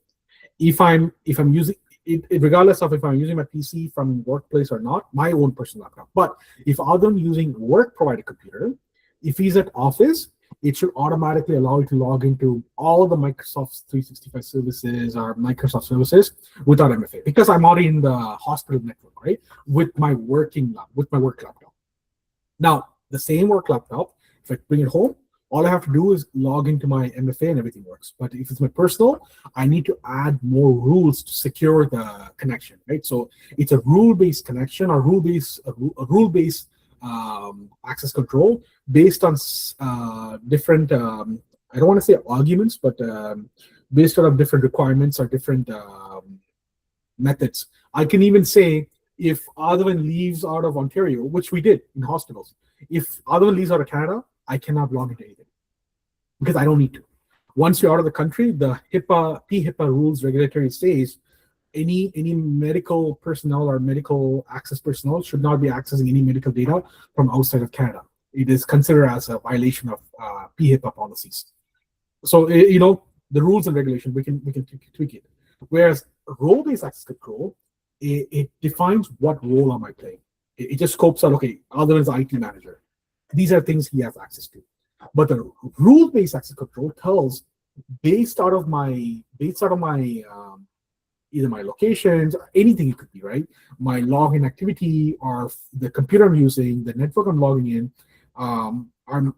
or any factor that changes the method how I'm accessing my data can be applied. Now, there's also now that you brought that, Diksha, it's a very good topic. There's something called behavior pattern rules too. This is something very new. This is still getting developed. Okay, I don't know if you heard about this CrowdStrike. Have you heard of this software called CrowdStrike? Falcon? No, I haven't, but I just heard of this behavior-based access control. Like, yes. The companies are now Yeah. noticing the behaviors of the employees, and based on that, they are giving the access Exactly. controls, or they are limiting their accesses just to get saved from any sort of breach and fraud. Exactly, 100%. Perfect. Exactly what you said. And this works in the same principle as it. Let's say how it works is for the first 2 to 3 months, it goes under passive mode where it studies all the employees' behavior. Okay, everyone in your company, how you access the computer, how you access the network, how you open up files, how you open up whatever it is, what time you log in, what time you log off, if you go on a breakup, whatever it is, it monitors your whole system. Even if you're working from home, or if you take the laptop and go home, or work from office or go home, it doesn't matter. As long as you're using a work-provided device, phones, computers, pretty much anything they give you, right? It uses that and sees, okay, and then the system will learn for 3 months. And it'll cause, in the passive mode, it'll cause some triggers saying that, okay, it'll cause either a false positive, meaning that, it'll trigger saying that, hey, is this likely this person's supposed to do? And it'll say, is Adhavan supposed to access this? It won't deny me anything, but it'll ask the IT team to verify. Once it learns that, okay, if it's yeah, this is very normal, okay, fine, this is a normal pattern. But if it learns that, okay, they're like, if the IT team's like, no, this is not normal, right? It flags it. It doesn't block it, it flags it. After 3 months, then they sit down and they talk about what should we do when there's a flag. They can either say deny or notify and proceed. So it'll still notify the team, but it'll proceed, right? This is where DLP comes in. This is a little bit more advanced topic. Do you know what DLP is? Data loss prevention. Data loss or data leakage prevention. Yeah. Oh yeah. They call it a certain name depending on what type of where you're studying it from, which side you're studying it from, right? So what it does is in the health sector, we can actually say if you're taking a certain PDF file from the server and emailing it to anyone, or taking it out, or taking it to put in the USB, you're looking at it, we'll get notified saying that if it's sensitive, we can actually do what's called data classification. We can say certain files are important, certain files are classified, certain files are private, and certain files are secret. You'll still need to access it, but we can see who accessed it. If you try to send it, we can do a passive where we get notified, the email still goes away, or it comes into screening filter and we can say it either goes through or no. We can make that happen, right? These are all part of the rule-based access control. And it's and as I said, this falls under architecture, not even administrator. This is beyond administrating. It goes beyond administration. This is like slightly in the architecture room where you're designing the whole data and those kind of things, right? Where you guys can be, if that's your dream, you know. It is one of the interesting work. I have done that for some time, but it is a role where you're thinking about the long term. You're planning for the next 10 years. You're looking at the company from a 10-year point of view, right? You're not looking at 2025 or 2026. You're looking at 2036. You're looking from a 2036 point of view, and you design the system down. And which means you will have to be a master in, you know, pretty much networking systems, servers, and everything, and cybersecurity too, which will play a huge part in, right? Which is a very good scope right now. A lot of people are required, and they get the most amount of it. Because of that, like 160, 175 easy. That's like without any sort of things, right? So, but it comes that paycheck becomes a pay amount of experience as well, right? So, okay. Thank you. No problem. I know I went too deep, but that's just to explain to you the whole process. Okay, so now coming back to this one, let's go back into the support. So in this one, we saw how we assign roles, okay? And deleting is the same thing. You select this, remove assignments, and click yes. Okay, now I want to show you a small theory. This one, it'll start making sense to you once you start doing it, okay? So I'm going to do this is 24 years. All right.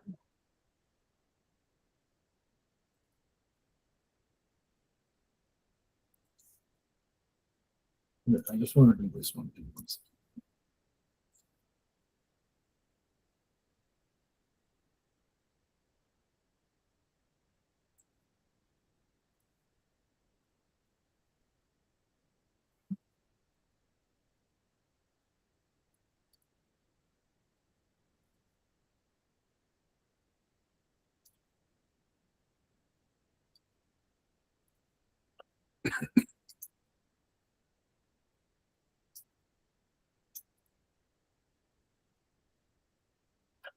Okay, the reason why I'm doing this is one second. I'll show you.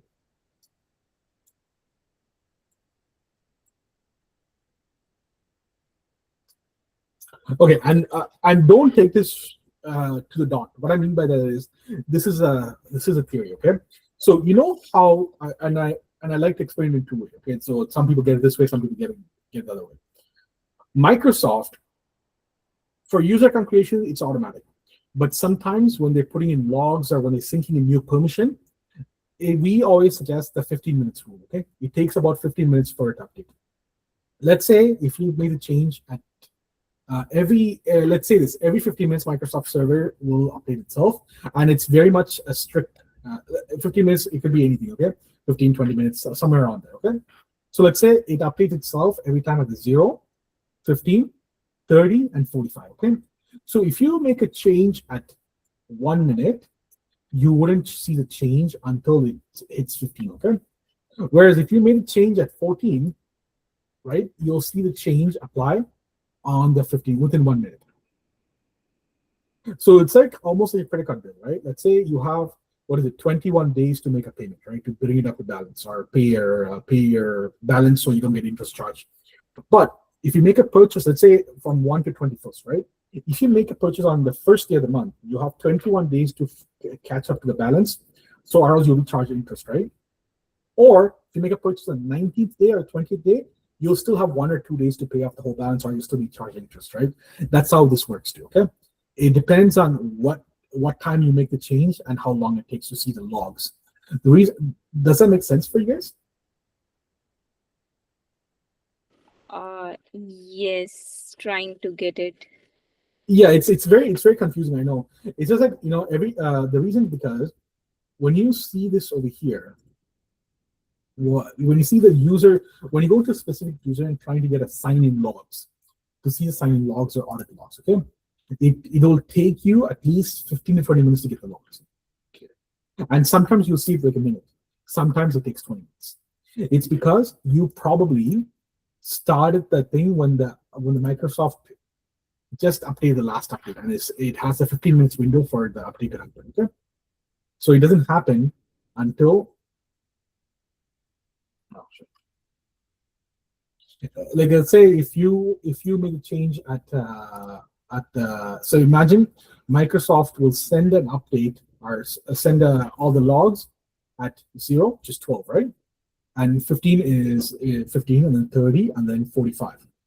If you made any change at the 0, 1 mark over here, you won't see a log until you cross 15 over here.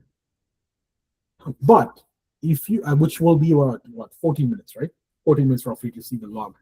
But if you made a change at 14 over here, you'll see the log within 30 seconds or 1 minute. It's because you're near that log setting period. Does that make sense, guys? It's just like the credit card billing dates. You have 21 days. Yeah, go ahead. Sorry. If you're saying that it is taking 15 minutes of time and then it's starting at 12:1, the yellow line just after the 12. So counting from here, it should be after 3. Yeah, 15, after Then 15. it's 15 minutes.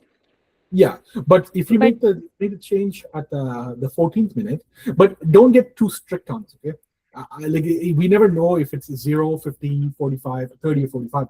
It's randomized, right? But it's just that the service time, when it pushes update, even if you're at that last 1 minute, it still pushes update. But if you're 15 minutes, if you're 15 minutes away, it'll take that that still duration. Go ahead, Govinder.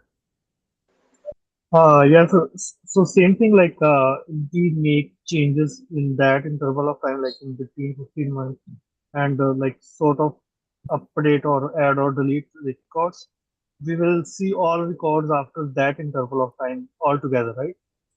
Not when you're deleting data and creating new like user or groups. It's only for logs, just for logs. The sign-in logs and logs to reading log reports over here. It's only for log reports. Okay. And it is a specific 15 minutes or like there is a timing for this software, like for Azure. Yeah, see, the thing is, when we had it in on premises, we can actually set the interval time. We can set it every minute, every 15 minutes, every half an hour, whatever, right? But because we're working with cloud, it's so randomized. But it's not more than 20 minutes for sure. It's less than 20 minutes for sure. But I always say, I think it's 15 minutes, but I always say on safe side 20 minutes, okay? To everyone, even when I train people to just say 20 minutes, it's because it seems to be the safest bet when you're trying to create logs. Because the reason why I'm coming with this one is on your assignment 2, you will, on assignment 2 or assignment 3, assignment 3, you will create some errors to read the logs over here. You will create some errors to create the logs, so you can go and read them. Sometimes you might see, why the log's not coming through. It's because it takes that 15-20 minutes for it to come through. Sometimes you'll see it instant. So don't get discouraged. Wait for the 20 minutes. Do all the things. Do all the error creations. You're submitting the issues. Wait for like 20 minutes. Go grab a cup of coffee or something. Come back and you'll see all the errors. Okay? You won't see it right away. Just like how you create a user and you refresh, it comes out right away because you're creating something new, right? But whereas logs, it has to send from a different service into it. That's the reason why it takes some time. Okay? Okay, sir. Thank you. Makes sense? No problem. And in the logs, right? The reason why we want to look at logs is this is why reason. A difference between a technician and an analyst. You're trying to become an analyst, not a technician. Okay? You want to understand, not just because you don't want to say, oh, this account's not working. You want to be in the position where you say this account's not working, it's because of this. You don't ever want to be in a position saying this account's not working. That's not what I'm trying to train you for. I'm trying to train you for when this account issue happens, you know where to go and look. You'll never be out of clue. You'll know where to go and look, and you know exactly what the error is based on minimal information the user gives you. If the user says I cannot sign in, the first thing you should go in is the user's account and see sign-in logs. When you go into sign-in logs, it's actually split into 2 different sections. There's something called interactive and non-interactive. And the difference is interactive is, let's say if I go into portal.azure.com, right? And log in here manually. This is called interactive login because I am interacting with something for login, right? Whereas non-interactive login is where, you know how I said Microsoft has a lot of services. In the backend, when you log in, it's logging into different services. You can actually see the different services logging in. And you can actually see different things logging in behalf of you. And you can get an accurate report of it. And you'll be amazed at how accurate these reports are. If the user enters in an incorrect password, you'll know they have entered an incorrect password. If they put in an incorrect MFA, you'll know that they have put in an incorrect MFA, okay? You'll have all the different reports, and you will learn to read the reports differently, okay? You will have to type up some things on what you saw and how you determine this error is a password base or an MFA base, okay? Okay? Logs, this is where you go into see sign-in logs. Now, there's something called audit logs. Any changes the account does, or you do in the account, will be in audit logs, okay? This is anything will be every there. Sometimes, not sometimes, a lot of times they tell you, don't just randomly go into people's account and snoop on them because you have access to go into people's account. Okay? If you go, this audit log will tell exactly who logged in, from what computer, what location, what you did. Okay, so unless you need to go in there to do something, you can justify it, don't go in there. People can see what exactly you've done. So just stay away from the, you don't go into your CEO account just to find out his personal number. Don't do that. They can see exactly what you have seen. Okay, just to let you guys know. Another thing that I want to show you is authentication. This is where your MFA will go. When you sign up for the account first, let me go into yours here. So I'll go and show you the sign-in logs. This should have some sign-in logs. Okay, you see that sign-in logs? I'm logging from Ajax, Ontario. This is for the last 24 hours. Today, right now, at 6:20 p.m. for this class, right? So logged in. See, this shows reviewed, and it shows a very accurate of where I logged in from. Status is this is not an agentic. Single factor authentication, B2B. And it shows like various information, and it shows what type of user agent I am. I'm using a Chrome. It estimates, okay? It just shows you all information. If I made an error in this by typing password, this will tell me am I typing in my password incorrectly, or is it because of certain restriction? It'll tell you if the company has restrictions saying that I cannot log in from outside Canada. This will tell you denied based on this rule or this this rule-based access control, right? So it'll tell you exactly what the thing is, why the person is not able to log in, or is it a multi-factor authentication issue? It'll give you all information, and you can actually see the location here, the public IP I'm logging in from, device information. This is not a Windows 10 really, it's a Windows 11, but it's just estimating, right? It's not because this is my personal computer. Authentication details, conditional access, report only. So it gives you different information based on what the criteria is. Okay. Now, the audit logs I'll show you here. You'll see something here at least. So you'll see all everything, the changes that was made in this user account, what the user have done, everything is here. Okay. And this one is here, and this audit log will also have non-interactive as well.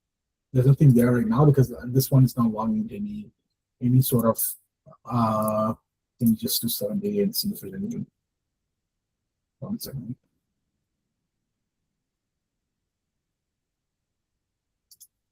Yeah, there's nothing there, but when you do make changes inside the account, you'll see it. Okay. Part of the MFA is authentication. It'll ask you for one of the things is to sign up for MFA. Okay. So what you will do is this. Let me just show you what that means. Okay. It's slightly confusing for some users. I'm going to log into one of the users. Okay, Daniel Roberts. Okay, let's log in. Because I didn't note down the password, I'm just going to reset it. This is the password. This is the password for Daniel Roberts. I'm going to copy that. Just turn it into a notepad. I'm just putting that into a notepad so I can use it. Just over here. So this is Daniel Roberts' email address. I'm going to open this in the incognito mode. Okay, I'm just going to go here and private window. I'm going to go to portal.azure.com. paste the email address here, click next, put the password in. Okay. Click sign in. The first thing it's going to ask me to do is set up. So current password is the same password I just copied, and I'm going to create a new password. Okay.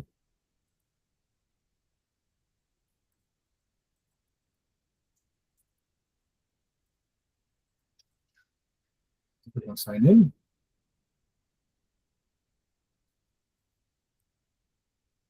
And then we're going to do secure thing. Secure the app. You have to secure it. You're going to have to download a Microsoft Authenticator app. This will tell you. So you guys probably are using this right now. It's called Install Microsoft Authenticator. The app is on iPhone and Android as well. Okay. Just go ahead and download that.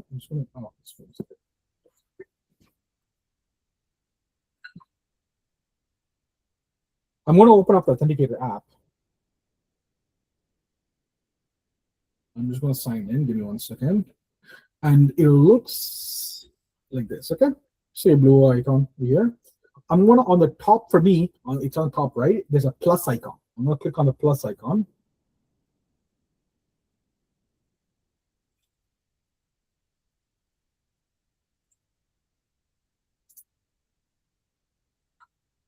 Okay, I'm going to click on the plus icon. I'm going to click next over here. You're going to have to select work or school account. Okay, I have 3 options over here on the app. It says personal account, work or school account, or other.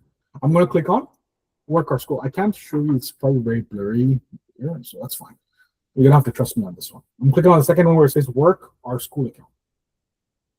And then it's going to give me a thing saying that you want to sign in or scan QR code. You're going to do scan QR code on your phone, and you can just scan this QR code on your computer. Okay. And I'm just scanning on my phone, and this has added it to my phone. I can see it here, Daniel Roberts. Okay, when you click on next, it's going to tell you 17 on the screen, right? On my phone, I have a pop-up over here. I'm going to enter in 17 and click yes. This will take about a second, and the screen should automatically change. Perfect. Authentication. Okay. Done. And click stay signed in. That's fine.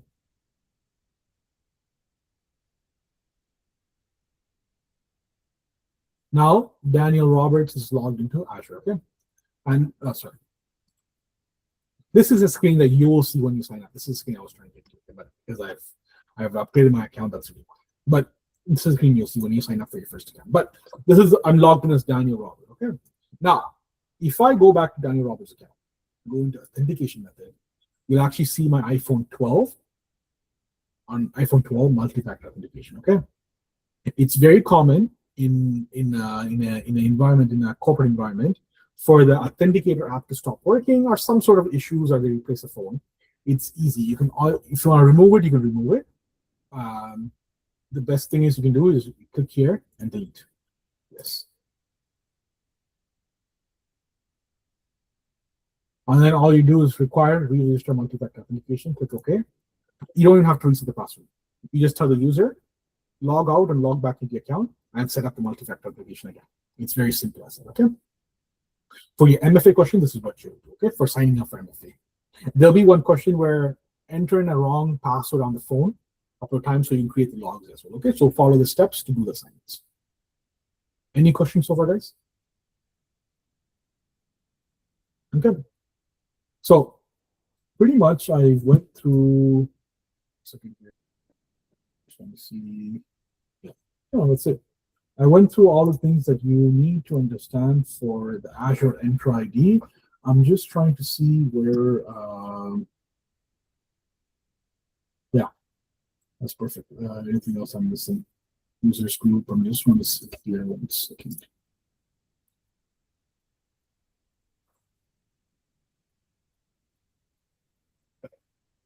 Okay, now that's the assignment overview. Okay, now we're almost done. Almost 8 o'clock. I know you guys are tired. That's fine. We're almost done. Okay, so one thing that I want to make sure that you guys do understand is there's going to be some email chains that I do want to create. Okay, give me 1 second here.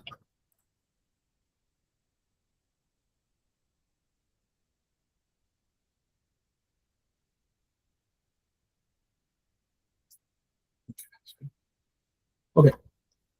So I'm going to create a couple of email chains for each one of those things. Okay. The reason why I'm creating this email chain is to make sure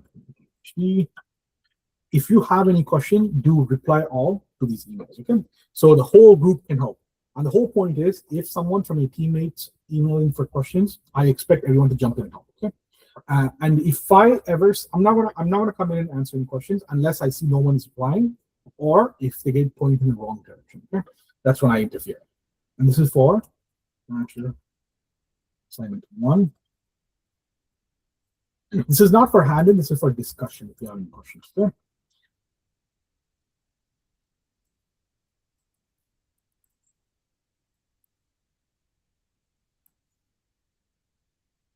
Open up another one.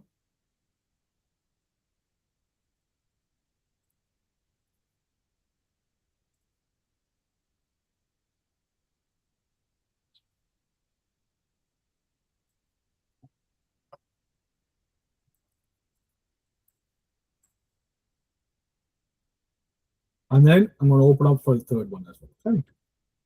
So any questions for each one of the assignments should be on its own email. So, okay, if it's assignment 2, stick to the assignment 2 and reply all. The reason why we want to do this is so we know what we're talking about. Okay. And if you have any questions, please include much screenshot and full explanation much as possible. Okay. You want to explain about what the issue you're facing, the complete issue, as well as what you're trying to accomplish, what you have done for the issue. Okay. What you have done to do some research. I don't want to ever see this not working for me. Okay? This doesn't give any improvements for you, and it just will not grow yourself. Okay. So just make sure whenever someone's asking for help, you point them in the right direction. Don't give them the correct answer. Point them in the right direction. Like this is where this is. Okay. That way that people understand where the issue lies and they can fix it. And one more thing that that I wanna think is when you hand assignment, when it's a due. Give me 1 second. Let me bring this over here.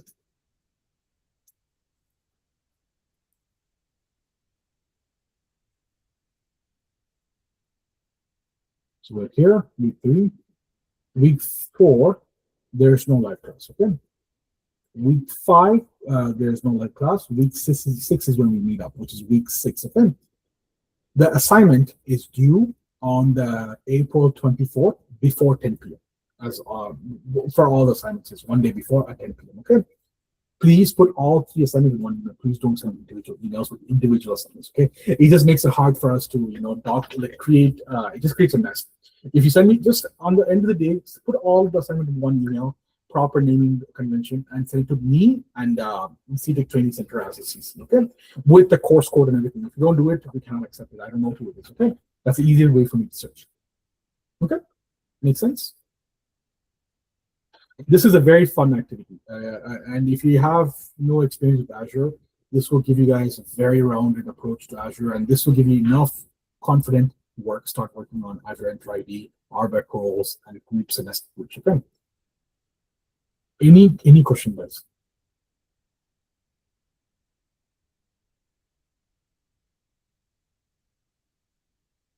Is everyone sleeping? Didn't have enough coffee yet?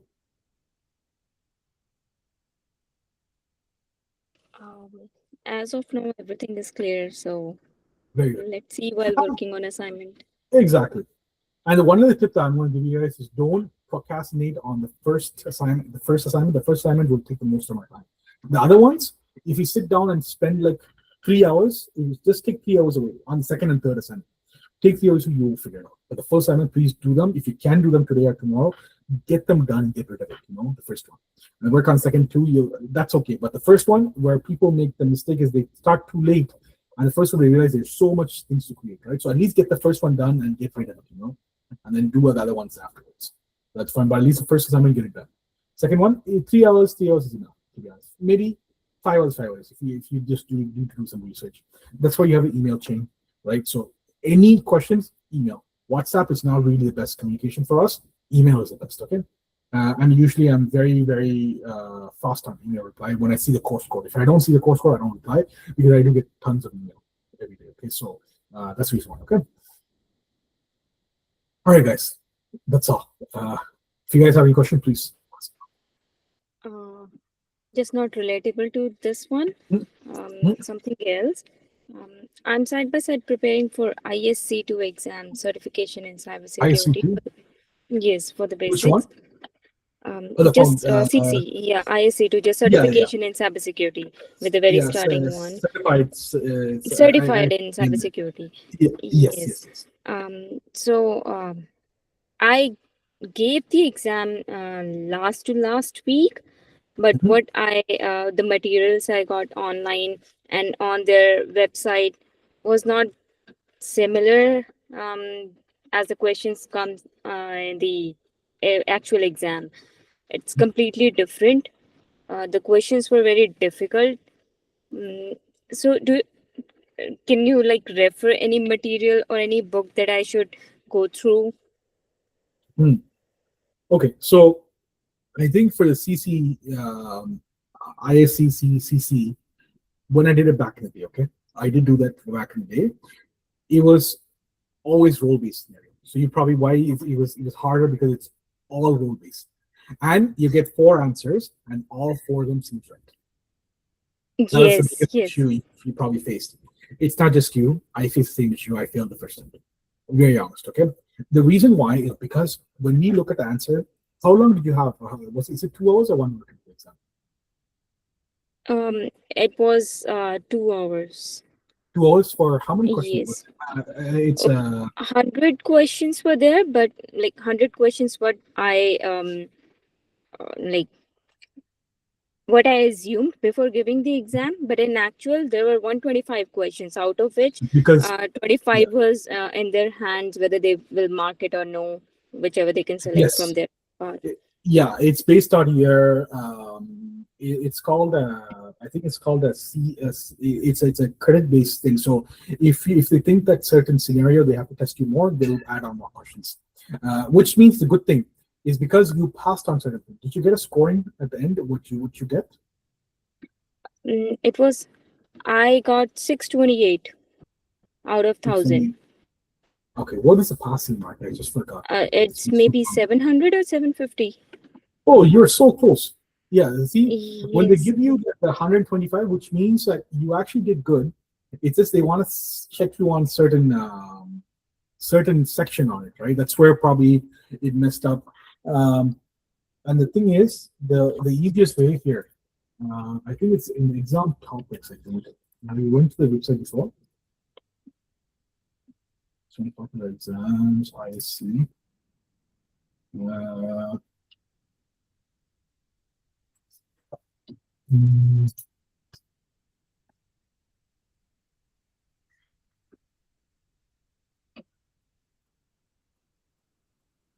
Why is CCV here?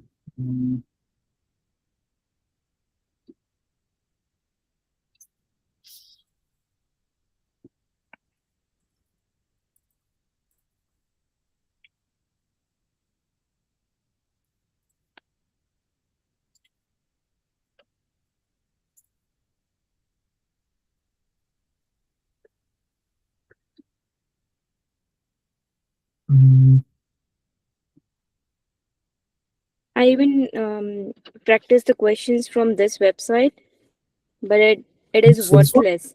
Yeah, not this one, the ISA2 actual website, Yeah, the yeah, yeah. Azure one. Yeah, It's this not one. right. It's, I gave them a very bad review for this. Then whatever Mhm. you are giving the questions over here under the training section, that is completely not at all worth it. Because the questions, the actual ones, they are completely different. Um, at the difficulty level was very higher. Mhm.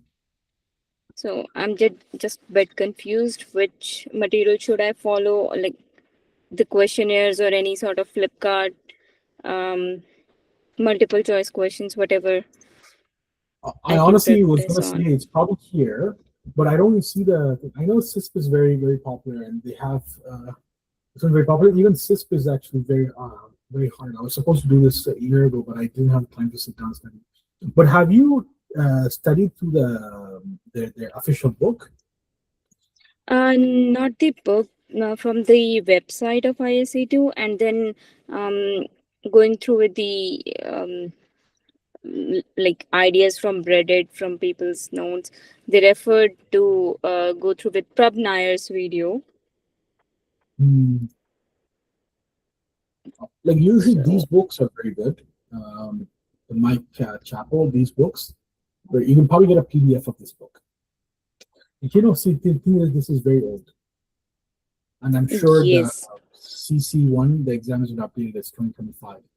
So this will be out like absolute, you know.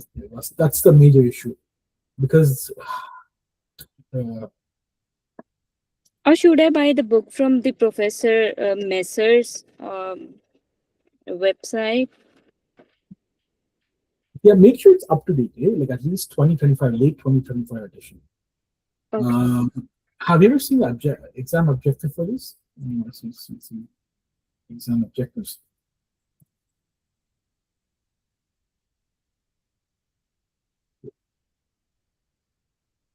Security for the surveillance networks.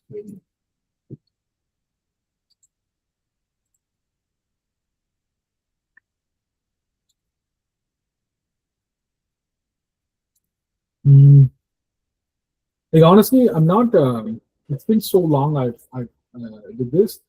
Even when I did it too, it was the 125 scenario. It's because based out of your exam you write. I know for sure I failed this one once, and I did it second time. This one. That's the reason why I haven't done my CISSP yet. Is because it required just a lot of time to sit down and study. I just didn't have the time to sit down and study, to be very honest. I have booked it and I've canceled it before, and it's been over 2 years. It's been over 2 years. I never had time to sit down and study. It's just a lot of materials. You know, I still have the book somewhere with my host, but I just couldn't have the time to go ahead and sit down and study. It's just not realistic for me. But when I did my PMP, same thing too, right? It was very hard, but I had some sort of, because I needed for my role, so I did it. But this one, it was just because I became so out of it, I just couldn't sit down and go through it. But I think I'm just trying to think of a good advice is. I know they're like, here's the thing, right? Like when you go through these videos, I don't know if that's that helpful. You know, that's the thing. That's the Okay. thing. Right? At least go to the book once. Book at least the official book. If you can get the official book, that'll be the scenario. You know, do they have official books for these? I don't know. I just practice through online sample papers through Chat GPT. Oh, okay, I think this one. This one. These guys. This is one I have assist, but not this one. They should have one from Okay. CC.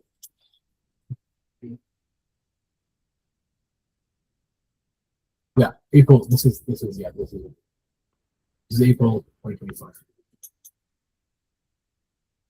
Yeah, paperbacks at $35. It comes with the exam syllabus based 495 exam focus tips, 495 cautious alert, full length practice test, 500 exam syllabus based questions. This would probably be a best mark for you. Okay. Thank you so much. This is what I needed, basically. You're not going to waste your money. It will take you some time. Let me be very honest. Okay, but this will give you a much more deeper understanding of the concept, and it'll be because it's created by ISC2. You shouldn't have any issues. This is 2026 edition. Yeah, this is exactly what I was saying. Okay. Good answer. Thank you so much. This should be perfect for you. And if you want to get the, I think exam set B, get the question 100 question and answer with explanation. This would probably help. Get as a set. You know. Like if you don't want to get this first, and just go through the exams and then. This is just a question bank study. This is not a full exam, full explanation, but at least you can do the exams and get familiar with it and learn what it is about, right? Strategy, practice, yeah. Hey, this is good. Yeah. Okay. Thank you so much. No problem. Yeah, no worries. Thank you. Okay. Any other question, guys? Go ahead.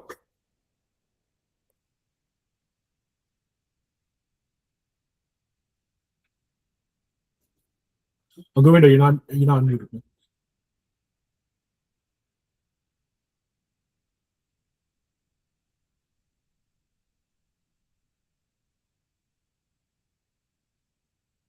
We can't hear you, buddy. Govinda, you're talking. Hi, sorry, can you hear me now? Yeah, now we can. Sorry. So I can see like there are a couple of videos under other sources like ITIL course and MS 900. So I just have a question like is this an optional thing for any of us to go through, or is it like should we wait for the course like at any point like they are going to cover in the course? No, well, here's the thing, right? So I suggest, remember I told you there's some corporate certifications you will need for you to be employable, okay?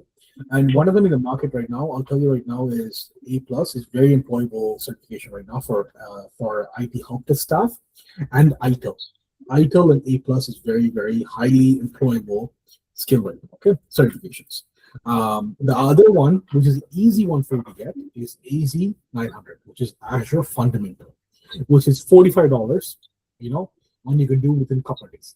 It doesn't require a lot of thing, and I'll show you where to go and pick that up. You can actually get a voucher for it, 50% off, which will bring the $89 USD price to 45 USD. I'll just show you here. At least this will get you started, and you can do this right now. Whenever there's a free training, join that, and then you can do your exam. If you type in Microsoft virtual training days on Google, you'll come up with this, okay? Microsoft virtual training days. These are completely free. And when you join and complete them, they give you a 50% off coupon on the foundation exam, okay, whichever one you go into your account. If we do view all Microsoft events, if I just do the products to just Azure, and then if we scroll down here, and then I just wanted to make this not subtitle, presentation language skill. I don't need this. Topic, this format is just going to be digital. So if we do not data fundamentals, these are all free. If you guys feel free, join them and learn about them. Right? These are free. Microsoft gives you these are live, depending on time. So I'm just trying to find the Azure fundamental one. Yeah, see how it says Microsoft Azure Virtual Day Fundamental. I'm just going to copy this and search this. So give me exactly only the ones for Azure. One second, just come back. Okay, so these are the three training. One is on 16th, 21st, and 26th.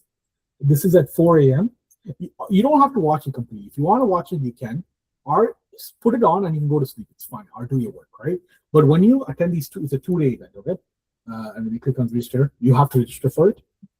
They'll give you the event link and everything. Just leave your computer turned on or something like that, right? And then for 2 days, you have to leave it turned on. Once you complete 2 days, they will send you a coupon for 50% discount, which will bring the cost from 89 USD to 45 USD or something, which is an easy win.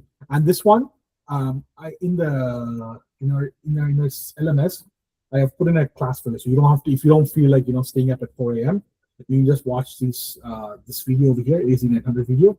This will give you enough to pass it. People who watch this went to write the exam and passed, no problem at all. And it shouldn't take you more than 2 days, 3 days to prepare for it. It's an easy way, put on your resume. The other one that you can choose, because A plus or ITIL foundation, okay? Both are very good. A plus is more technical certification. ITIL more service desk foundation, service desk certification. ITIL is a bit expensive. I'll tell you that right now, okay? ITIL certification is ITIL 5.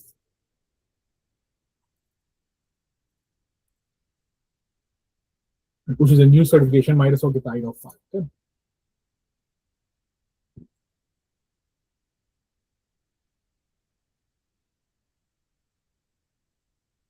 Purchasing option. It's $690 USD. Okay, comes to. Or if you find, obviously this is not cheap. That's what I tell people too. Or you can do A+, which is around. It works out to be that almost 530 USD for both A+ exam. Okay, but at least AZ900 will give you a good application to put on. At least you can start with that. And I would suggest do that as soon as possible. You don't have to wait until the course is done. Okay? Do it while you can. Try to get many of the certification before you've done the course. So at the end of the course, when you successfully complete it, we'll give you contacts for recruiters, or you can start applying on Indeed and LinkedIn. A lot of people right now are having good luck with very good results on Indeed and LinkedIn. So might as well do this right now and start at least applying. And you can actually start preparing for ITIL. As soon as you get a job, you can at least, once you get the paycheck, you can do your ITIL or A+, right? At least, but it gets your AZ900. That's a very, very affordable and a very good value for the price. AZ900, okay? Okay, good. Thank you so much. No problem. But certifications are what makes it employable. As I said before, like just without certification, man, it's so hard. You'll just bend your back to get a job. It's not possible. I'll tell you that right now. But at least getting that basic certification, at least if you have AZ900, you have something to tell the recruiter or something to tell the companies that you're actually, in the right path of occurrence. You're learning knowledge. You've at least been certified by someone, right? So, okay. Oh my God, it's getting darker. I'm just seeing on Diksha's screen. It's completely dark. I'm just checking my windows too. Okay. Okay. So thank you so much, guys. It's 8 o'clock.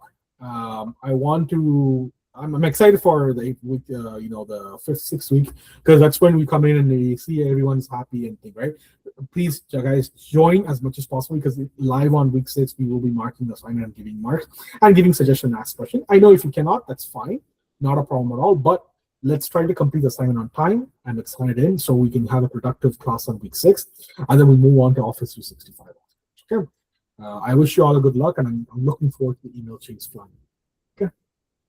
Thank you very much, guys. Have a wonderful weekend, and I'll see you all on week 6. Thank you. This is video. Thank you, sir. Thank you. Thank you. Thank you, guys.